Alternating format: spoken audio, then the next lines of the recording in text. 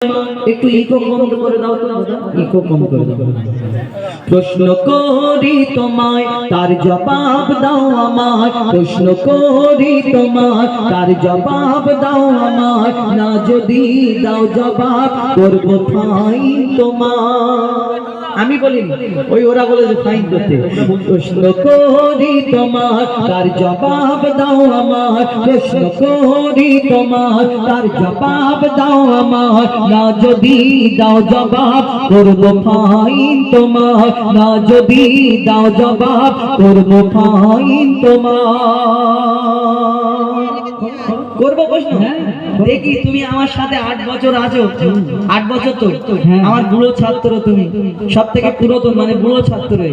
এই বুড়ো ছাত্র তুমি কি শিখেছো? কেন এরপরে তো তুমি একা একা অনুষ্ঠান করে, আমি তোমাকে একটা কটা প্রশ্ন করি, দেখি তোমার যদি কতটুকু কি আছে, শুনি ঝুলিতে কি আছে দেখি। চলো ইনশাআল্লাহ। জানাজার রুকু আর সিজদা ওই কেন নাই? নামাজ পড়া জানো তো? নামাজ কেমন করে পড়ে? নামাজ পড়তে গেলে প্রথমে নিয়াত করতে হবে, রুকু সিজদা বৈঠক এগুলো করতে হবে, সালাম। আচ্ছা, রুকু সিজদা বৈঠক করে সালাম দিতে হবে। আচ্ছা, যদি নামাজ পড়তে গেলে ওই নিয়াত করে, আবার সূরা ফাতিহা পড়ে, কিরাত পড়ে, তারপরে রুকু করে, সিজদা করে, বৈঠক করে, তারপর সালাম করে, আচ্ছা ওইটা নামাজ, ওইটা নামাজ। আর জানাজার নামাজটা কি নামাজ? ওটাও নামাজ। আচ্ছা, যদি ওই নামাজে রুকু সিজদা করা হয়, তাহলে জানাজার নামাজে দাঁড়িয়ে আল্লাহু আকবার বলে আমরা সালাম ফিরে নিই। তাহলে ওই নামাজে যদি রুকু সিজদা হয়, তাহলে জানাজার নামাজে রুকু সিজদা কেন হয়? শোনো ভালো করে, জানাজার রুকু আর সিজদা ওই কেন নাই? জানাজার রুকু আর সিজদা ওই কেন নাই? উত্তর কেমন দাও তুমি দেখতে আজ আমি চাই। জানাজার রুকু আর সিজদা ওই কেন নাই? উত্তর কেমন দাও তুমি দেখতে আজ আমি চাই। উত্তর যদি না পারো বুঝবো তুমি বেকার, উত্তর যদি না পারো বুঝবো তুমি বেকার, না যদি দাও জবাব করবো ফাইন তোমার, না যদি দাও জবাব করবো ফাইন তোমার। উস্তাদ তুমি বললে যে এমনি নামাজের মধ্যে ফরজ নামাজ বলো, সুন্নাত, ওয়াজিব, চাই নামাজ বলো, নামাজের মধ্যে রুকু সিজদা বলো না, দেখি আমা করলে হবে না। চলো সুরে বল, সুরে বলবো, বলো। উত্তরটা শোনো, ভালো করে মন দিয়ে শোনো। হ্যাঁ, মাইয়াতের সামনে সিজদা যদি করা হয়, উস্তাদ মন দিয়ে শোনো, মাইয়াতের সামনে সিজদা যদি করা হয়, সেই মাইয়াতের সাথে আল্লাহর শিরক হয়ে যায়। মন দিয়ে শুনছো তো, বুঝতে পারছো? মাইয়াতের সামনে সিজদা যদি করা হয়, সেই মাইয়াতের সাথে খোদার শিরক হয়ে যায়। রুকু ও সিজদার আল্লাহ শুধু হকদার, রুকু ও সিজদার আল্লাহ শুধু হকদার। দিলাম জবাব তোমার, দাও ফাইনি আজ আমায়। একটা উত্তর দিয়ে দিলাম। হ্যাঁ, তুমি ফাইন খাওয়ার সামনে নামাজও লাগানো শেষ হয়নি।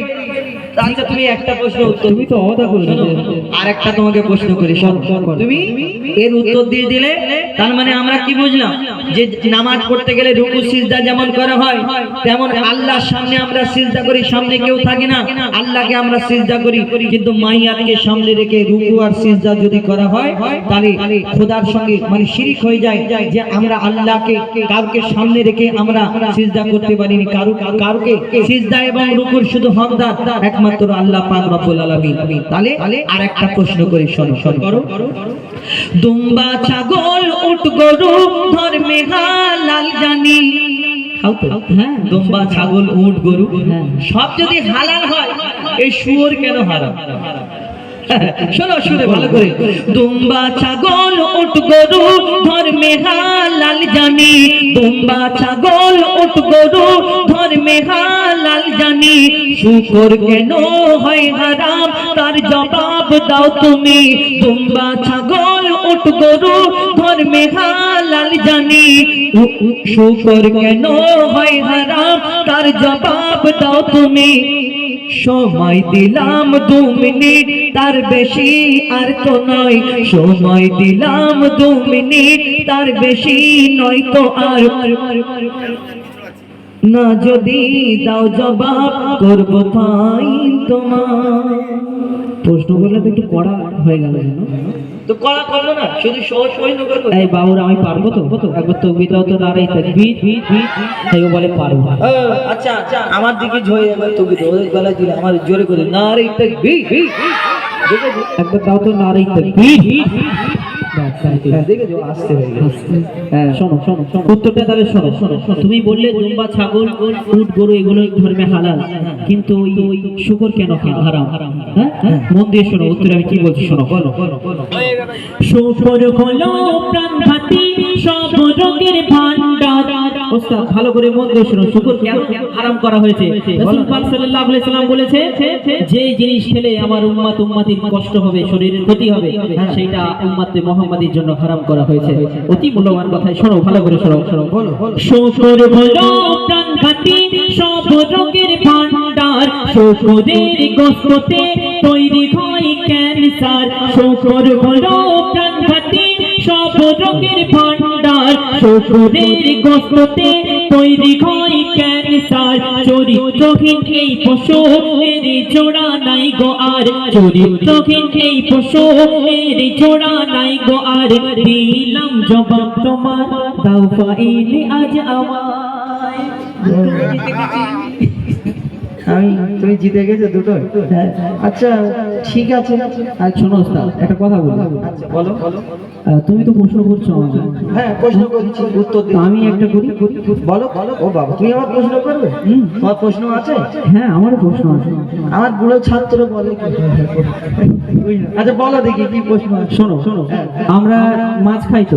হ্যাঁ মাছ খাই। মরা মাছ খাই। হ্যাঁ খাও। কিন্তু মরা মুরগি খাওয়া হারাম কেন? মরা মুরগি খাওয়া হারাম কেন? ওইরকম করে সুরে বলা। আচ্ছা চলো সুরে বলছি, ভালো করে সুরে বলো, আমার করলে হবে না। শোনো ওস্তাদ, তোমার এখানে প্রেস্টিজের ব্যাপার আছে। আচ্ছা ঠিক আছে। মিস্টেক হয়ে যায় এতগুলো মানুষের সামনে। শোনো তুমি আমার ছাত্র, আমি ওইসব ভয় করি না। বল। চলো শোনো।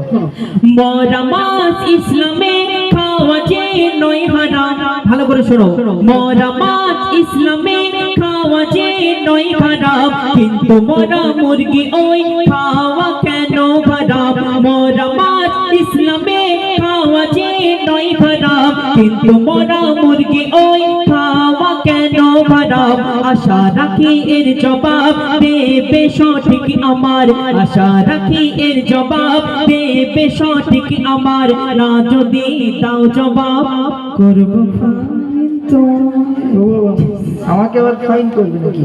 শোনো, তুমি বললে মরা মাছ খাওয়া হালাল, হ্যাঁ, কিন্তু মরা মুরগি কেন হারাম? প্রশ্ন থাকে না, একটা সিম্পল প্রশ্ন। বলো। তাও তো ঠিক। কি গো বলবে? মরা কিন্তু আমি পারবো, চেষ্টা করে দেখবো।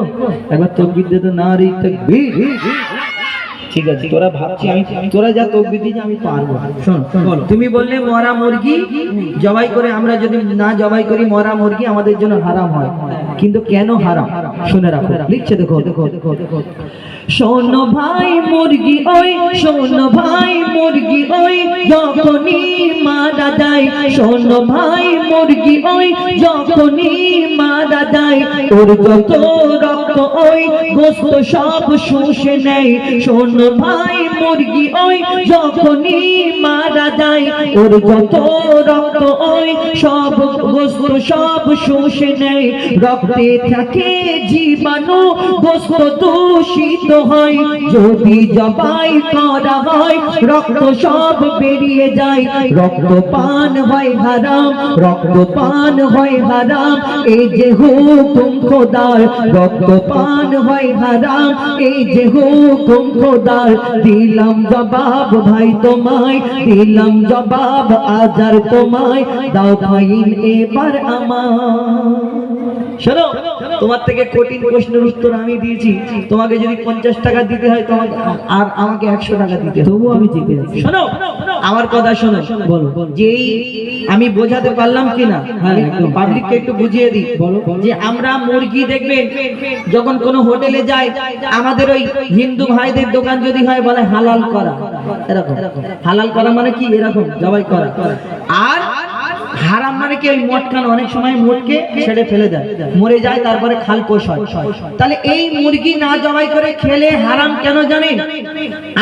আমার নবী বলেছেন রক্ত পান করা হারাম, রক্ত পান করা যাবে না।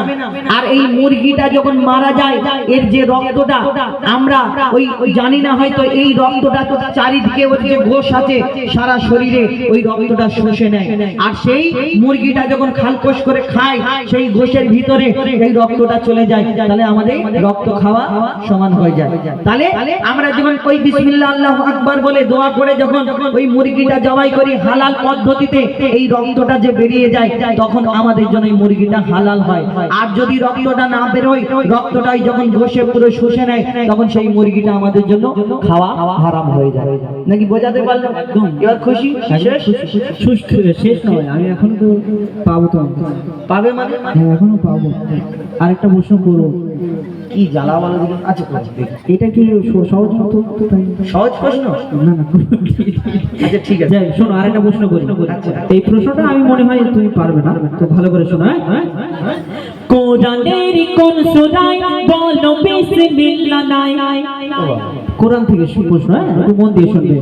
কোরআনের কোন সূরায় বলো বিসমিল্লাহ নাই? কেমন তুমি বাহাদুর তার প্রমাণ দেখতে চাই। আমি তোমাকে বলেছি আমি বাহাদুর? আমি হয়ে যাই, আমার নাম বাহাদুর না। বাহাদুর বাহাদুর মানে আমি বাহাদুর, বাহাদুর মানে মহান। তুমি বুড়ো ক্রিটিক্যাল লোক, বুঝতে পেরেছি না? বলো শোনো শোনো শোনো। কোরআনের কোন সূরায় বলো বিসমিল্লাহ নাই? কেমন তুমি বাহাদুর তার প্রমাণ দেখতে চায়। মনে হয় এর জবাব নাই কাছে গো তোমার, মনে হয় এর জবাব নাই কাছে গো তোমার। না যদি দাও জবাব করবো ফাইন তোমার। হুজুর কি গো একটু বলবেন? হুজুর হাসছে, বলো। হ্যাঁ এই বলে দিয়েছে, হুজুর বলে দিয়েছে। চলো হুজুর বলে দিয়েছে, আমি এবারে পেরে যাবো। শোনো, বলো। তাহলে মন দিয়ে, তাহলে মন দিয়ে শুনে নাও ছোট ভাই, তাহলে মন দিয়ে শুনে নাও ছোট ভাই। কোরআনের সূরাত, কোরআনের সূরাত বাতে বিসমিল্লাহ দেখো নাই। শোনো তাহলে মন দিয়ে শুনে নাও ছোট ভাই, কোরআনের সূরাত বাতে বিসমিল্লাহ নাই।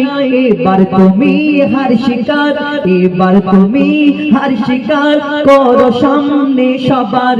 এবার তুমি হার শিকার করো সামনে সবার। দিলাম জবাব ছোট ভাই, দাও ফাইন এখন আমার। ভুল হয়ে গেছে সত্যি, আর প্রশ্ন করবো না। আর হবে না তো? না প্রশ্ন জীবনে যদি এর পরে কোনদিন আমার সাথে লেগেছে পেটের চামড়া পুরো। ঠিক আছে, যাই হোক এই গজল থেকে আপনাদের কিছু শিক্ষা, এর থেকে কিছু বুঝতে পারলেন, আশা করি বোঝাতে পারলাম। প্রশ্ন উত্তরের গজল, কিন্তু এই প্রশ্ন উত্তরের মধ্যে অনেক লজিক রয়েছে। কিন্তু কেন আমরা অনেক সময় বলি হারাম, কিন্তু হারামটা কেন এই বিষয়টা আমরা চাই আপনাদের সঙ্গে তুলে ধরার। এবং যত ইউটিউবার ভাই আছে আমি রিকোয়েস্ট করবো এই গজলটা যারা যারা ছাড়বেন, আমি এই গজলটা বলছি, এই কথাটা এই যে শেষেতে আমি যেটা বলছি, এই গজলটা যিনি লিখেছেন কবি বনি আমিন সাহেব, এনার নামটা উল্লেখ করবেন। এই কথাটা মিডিলে হয় যখন হোক উল্লেখ করবে। এই গজল যিনি লিখেছেন কবি বনি আমিন সাহেব। এরপরে যদি বাড়াতে যায় অনেক লম্বা হয়ে যাবে কবির নাম। তো এই নামটা কেন, তাহলে কবি সাহেব হয়তো আমাদের খারাপ ভাববে, তাই না? মহাব্বে যে হয়তো এনার আমার নাম উল্লেখ করিনি। যিনি লেখেন সে তো বিনা স্বার্থে লেখেন, আর এই গজলটা যিনি লিখেছেন আমাদের দিয়েছেন এই প্রচার করার জন্য। কিন্তু আমরা অনুষ্ঠান করছি, কবি ঘরে বসে আছে, তো ওনারও মন চাই যে আমারও একটু নামটা প্রচার হোক। তো আমাদের কবি বনি আমিন সাহেবের লেখা এই কথাটা আপনারা তুলে ধরবেন। এখন আপনাদের সম্মুখে কাকে দেবো কমিটির ভাই? হ্যাঁ বলো। আচ্ছা আচ্ছা আচ্ছা, একে দেবো? এসো, তোমার চশমা আমি ভেঙে দিন, কি জ্বালা বলো দেখি। তুমি আমার উপরে রাগ করো না তো? হ্যাঁ জানটা ভেঙে দিচ্ছি। তৌফিক আলমকে আর চেনা যাবে না গো। কত ফ্রেমটা করতে কত নেছে? 25, 750 টাকা। কমিশন খাবে নাকি তুমি ভিতর থেকে? হ্যাঁ 750 টাকার চাইমার ফেনে আমাদের ওখানে 100 টাকা করে পাওয়া যাচ্ছে। কি গাইবে তুমি এই জীবনে প্রভুর কাছে, তাই না? গাও তালি, এইটা নেবে।